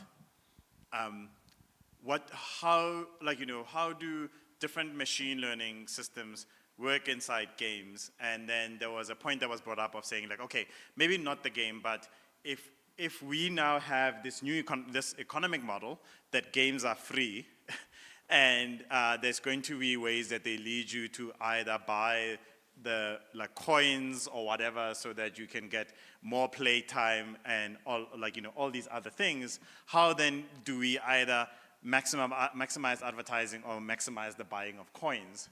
And it was very interesting because I was not from the video gaming community, and you're sitting in a room, so you kind of understand the AI side or the reinforcement learning side. And then the question that came up into my mind is like, but wouldn't it be that whatever algorithm we develop to keep people playing these games for longer so that they can either buy more coins or see more advertising, would actually end up attracting people who have addictive personalities. And this might be really bad for their health. Right? And you see on the other side that the technical solution kind of minded side of, that's not the thing we were thinking about. We were just trying to maximize the profits for the company. So that is still the same I see in the virtual world, metaverse or whatever, that we're still going to have people who are like, for us to make this vision of the next version or the other version of the way that we interact digitally, we're going to have to figure out a way for it to get paid for. And the way that it's going to get paid for is we're going to now put in these kind of artificial algorithmic things that then keep people inside these systems so that we can convert them into money in some way. And again, it brings up these questions of like, oh, how will that be done? Right? Some people might think you then do extreme things, which I think Noelle is kind of highlighting in her work. Like these, and in some other ones, there might be these things that look like, oh, this is a simple technical solution, but at the end, the people who get caught up in that algorithm, then just don't have control. It's actually a lie that they have control. Right? They don't have control. You've just picked a part of their brain where they completely lose control. Right, and it's driven by something that people don't see, they don't know, it's actually running in the background. The other one was another thought that came to mind about so let's move away from hiring, but now a few years ago was sitting on a conversation then about automated I think maybe I alluded to it a bit in terms of the CV changes, but let's think about it now. You have people all over the world who English might be a second or third language, and then now you start providing a service that we can help you present better, right? And I did this as my as a scientist. We had a course you can take inside the company that I was working at and you had a person who's a coach, and then you work with them for a couple of weeks to build up, hey, here's how you present, here's how you bring thumbs up, but hey, that's expensive to have the human, unfortunately. So then there's all these people who say, well, now we have the technology that you can submit a video, we analyze the video, and then we give you feedback on how you present, what comes out in your presentation, your mannerisms, and what you can improve. So a couple of us then uploaded our videos just to see what this thing was doing. And on the last day after we got all of our feedback, it was literally like a week of every day you had to submit like a small assignment into this system that was driven by AI. And then on the last day, the CEO comes on for a Q&A, right, to talk about the system they had built and how great it is. And it really sounds like more like, pitch speech in the space. The thing that was fascinating about that, again, to reflect on, was somebody then asks in the room and says like, yeah, so, I made my presentation in language X, we'll say Filipino. And I got this feedback. And you could see live, like, in that situation, the CEO's face turned white. Because their models had not been trained in other languages or except English. But it was giving feedback.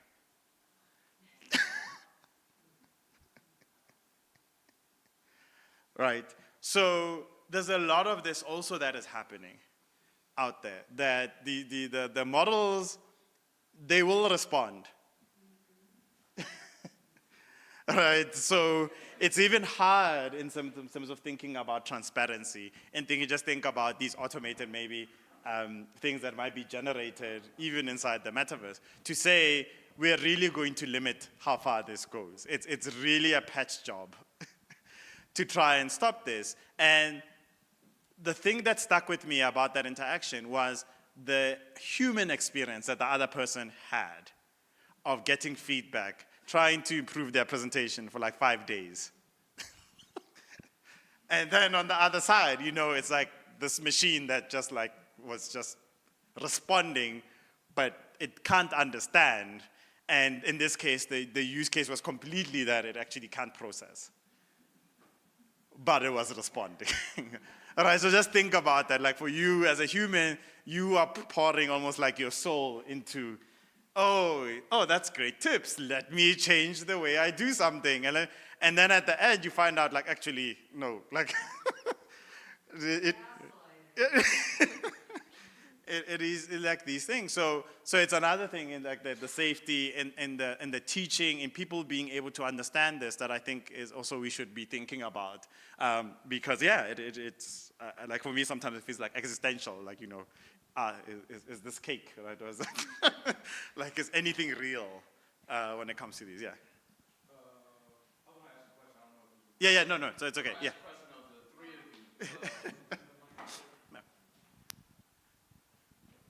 So I was just thinking about like, I have like these imaginations about like this idea of like source code. So like yesterday we were talking about like traces and things that come from the source code and like, what gets carried over in new versions or, whatever. But so thinking about like all of this like gamification, like what's there, and then kind of thinking about what you're just talking about. If we go back to say the original version of Facebook, right? Or Mark Zuckerberg's original intentions for building a network, right? Was to rate, what was it, like hot or not. Women's like attractiveness, right? So if we go back to like that as source code for Facebook, and then we talk about Meta, and then think about like, in my mind, if I make these logical conclusions to 7-year-olds getting gang raped inside the metaverse, right?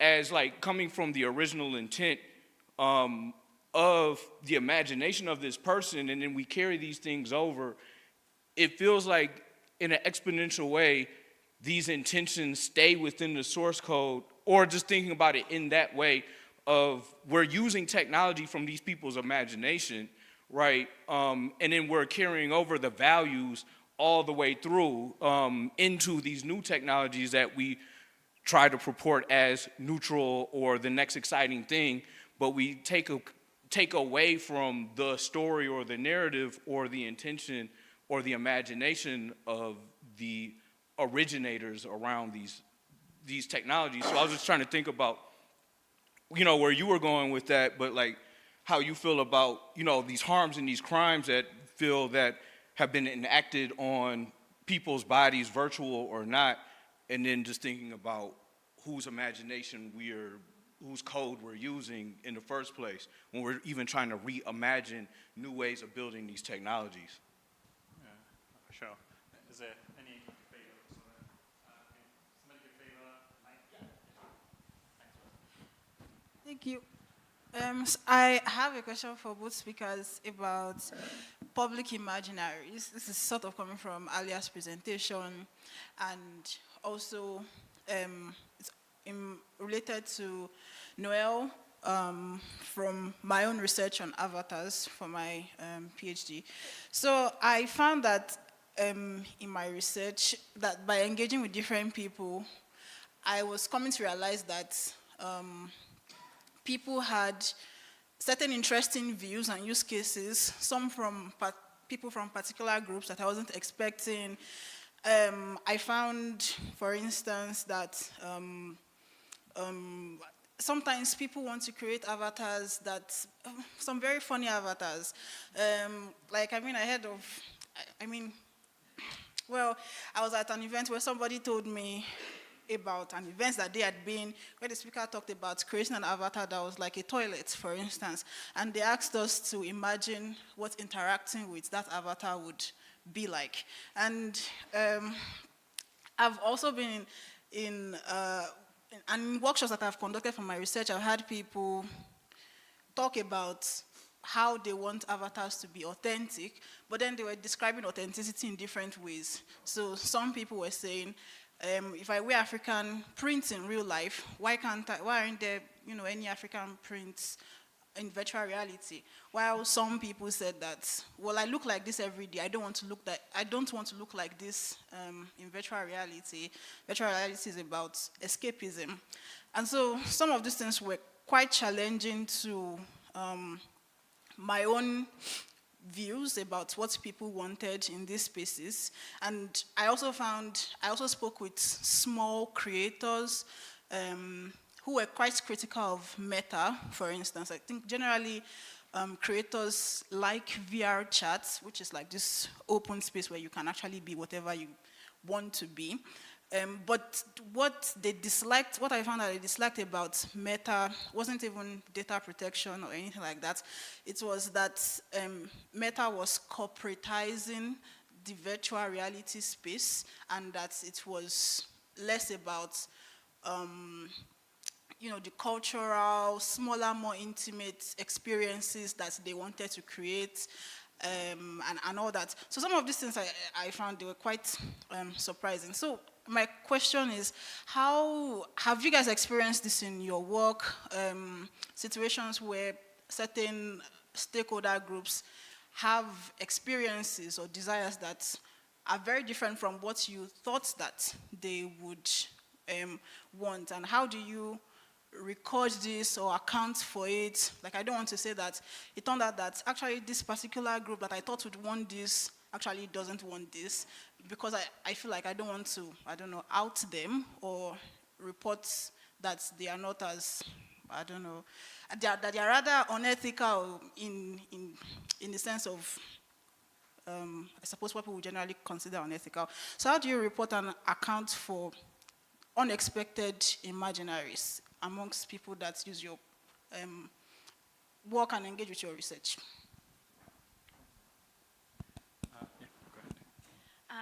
Okay, so thank you both for your comments and questions. I'll start with Favor's commentary and questions about, and we've had discussions, in like the lunchtime sessions or, in the breaks about the almost the different approaches that we seem to come with, where you've got these like the generation of avatars, and that maybe they're not reflective or have the diversity that they should have, and like potentially people might want to manipulate or customize their avatars in certain kinds of ways, and that might produce, that might be for a number of different reasons, like escaping reality or enjoyment or fun or experimentation. But I guess I come at it from a perspective of the ways in which that might be really problematic, the capacity to really alter our appearance.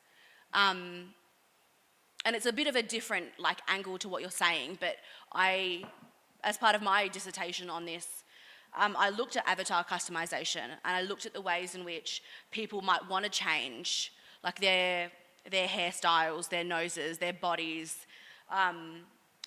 and I looked at how that could potentially impact, especially young girls' body image and mental health, and potentially that raises issues with racial injustices if people are adopting more Eurocentric ideals of beauty, and then also so I looked at the ways in which we have filters on social media today, and people are altering their appearances to appear a lot more airbrushed because that's the way that they want to present to the world. And I really worry about what these three-dimensional avatars are going to do to people, and young girls especially, when they have so much pressure to look a certain kind of way. And then, while we're dealing with body image on a two-dimensional medium on social media today, and we've got 3 dimensions in these virtual settings potentially. So what are they going to do for the way they walk?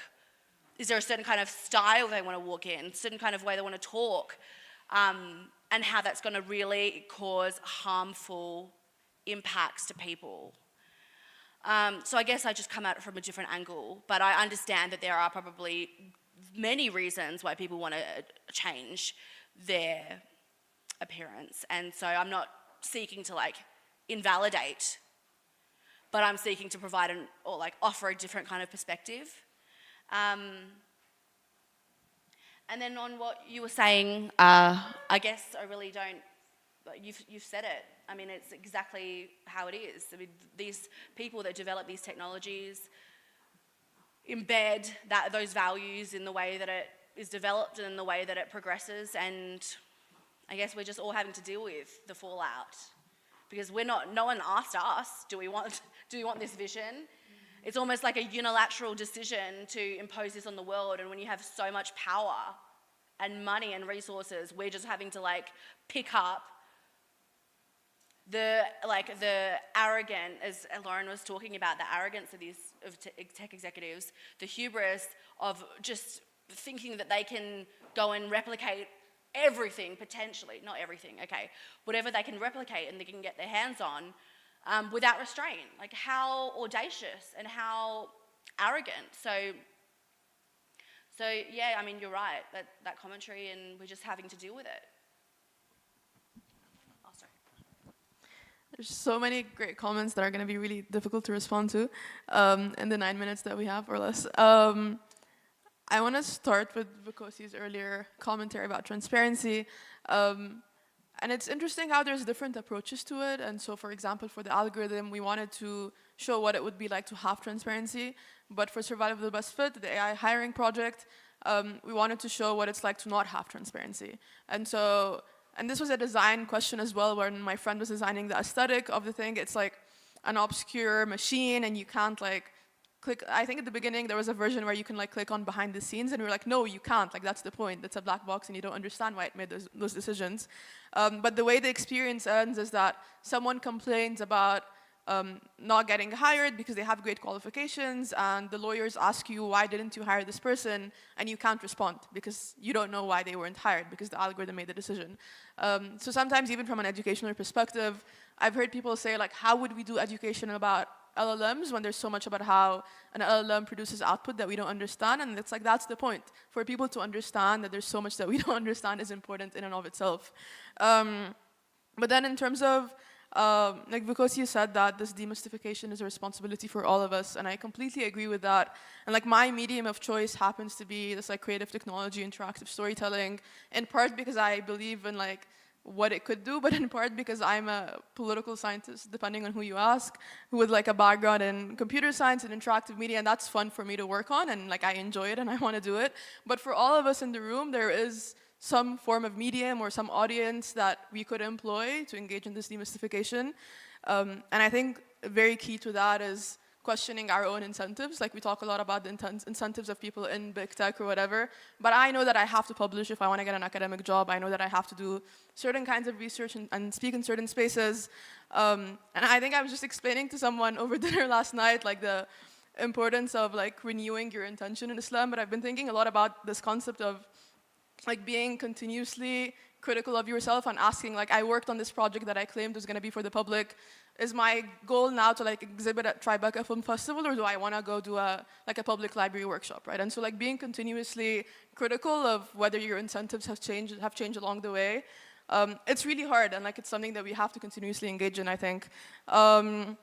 Wes's point on like imaginaries and technologies, it's really important, yeah, to situate this not just within technical development or design decisions, but also within a longer line of like historical and political circumstances. And there's examples of like individuals like Mark Zuckerberg, but the reason he was building this app is also because of like broader problems with like patriarchy or how we're viewing women or whatnot. And we were having, I think, a lunch conversation about this the other day with regards to facial recognition. I was reading this book, The Birth of Computer Vision, over the summer by James Dobson, and it talks about this genealogy of how computer vision technology was developed over time. And so much of it is military funding, right? So much of it is the US military is trying to categorize people as A or B to determine if they're a threat or not. And we see this so much now with like the use of AI systems. We talk about like our feeds and hiring and whatnot, but honestly it was really, really difficult to build this experience because we were working on it throughout last fall. And Lujan and I were like at a time in October where we were like, I don't care about algorithmic feeds, like people are dying, right? And so the same tech companies that are working on like algorithmic responsibility, I saw Google Cloud yesterday announced a course on responsible AI, and I was like, I think they mean responsible for genocide. Like there's also much bigger problems at play, and it is also very important when we try to do literacy, that's like, we need to understand how this LM works to be able to take a step back and say, okay, what are the broader, scarier contexts, politically and socially? And I think it comes back to Favor's point about imaginaries, and some of us have spoken throughout the week about the ease of romanticizing this notion of like community and community engagement. And if we just listen to what indigenous people want and what community members want, then we're gonna get the answers. But the truth is all of us are situated within these like capitalist, post-colonial, et cetera, systems. And it can influence how we think and how the people we engage with are thinking as well. And so it is a fine line to walk between I want to engage people and hear what they think, but also it's important for me to have a critical voice. And I can include that critical voice in the conversation as well. Yeah, so much complaints about Meta corporatizing the VR space as someone who like played a ton of VR games in college and thinks that's the only thing VR is good for. But I'll leave that. Thanks for those answers. Yeah, it's very enlightening. And I think maybe going back to both Wes and Favor, again, history repeats itself, as you're saying. I think one of you saying that the source was polluted, and then now we just kept on expanding the lake, right? Of just saying we're pouring more water, it's becoming bigger. Maybe that poison just filters out, but it's like the poison's still in the water. The one thing, like I was just trying to check that I'm correct in my facts, is if we go back to the Facebook emotion experiment in 2012, all right, and then we can connect that dots. So for people, just for context, some researchers at Facebook, with also some academic researchers, decided to sample, I think for a week, how they showed people on their feed what updates, depending if they could figure out the sentiment, that was it a positive update, was it a negative update, and then seeing if this could actually affect people's reactions given what's going on. So that one, I think, was a bit of really pulling back the curtains, because it's like, oh, Facebook can actually do this, right? They can actually make those choices. But fast forward to 2024, almost every model of running a social media network is the user cannot be in control of their feed. Like, it's kind of crazy. As over the last 5 years, you've had a change in, oh, we're closing down APIs because we think we're reacting to people saying people are doing bad things with our API, has also been more controlled actually by the platforms on what you see, and no more, no more chronological. You used to be able to change that if you wanted to, but no, we're gonna remove that completely, and if you use any tools that allow you to do that, we might ban you, we might, we're gonna go sue the companies that do, even if you think about it, who's gonna go onto an open source marketplace and download a Android app that gives you better control over you? Like, it's how many people? Like less than 1% of population would ever do that, because it wouldn't be available on the normal marketplace. So, but you're still going to attack that less than 1% of users, because you're like, no, you shouldn't have any control of any of this. And now, in terms of thinking about imaginaries, about what we even think we want to be, then it's like, right now, you go into any of these platforms, and again, the point of what's real is completely gone. And that also feeds, I think, back to Alia's point of, now, yes, we might have communities, how they think, but they're not independent of already their experiences or the experiences on these platforms. So that also says what's going to be going into the future, right? If you go to millennials right now, a few years ago, everybody just wanted to be an influencer because apparently that's a quick way to riches. And as such, the imaginary is completely changed in terms of how I want to be perceived. I really want the algorithm to work the way that it wants, because if I become that 1 in a billion who then pops off on the platform, I can make a lot of money. Right? It might not be the right thing for all of society in terms of the rest of the harm it makes, but I now want it to be that. So there's these things that are really affecting, right? It's almost a suggestion that I'll make. This week's Tech Won't Save Us podcast is on Jack Dorsey. It's a really worth a listen because they also talk a lot about the algorithmic changes that had to happen, not just at Twitter. They talk about Mastodon, they talk about Blue Sky, they talk about all these kind of attempts at how can we create the social media site that is really awesome in terms of lots of different definitions about awesome, and how it keeps on failing.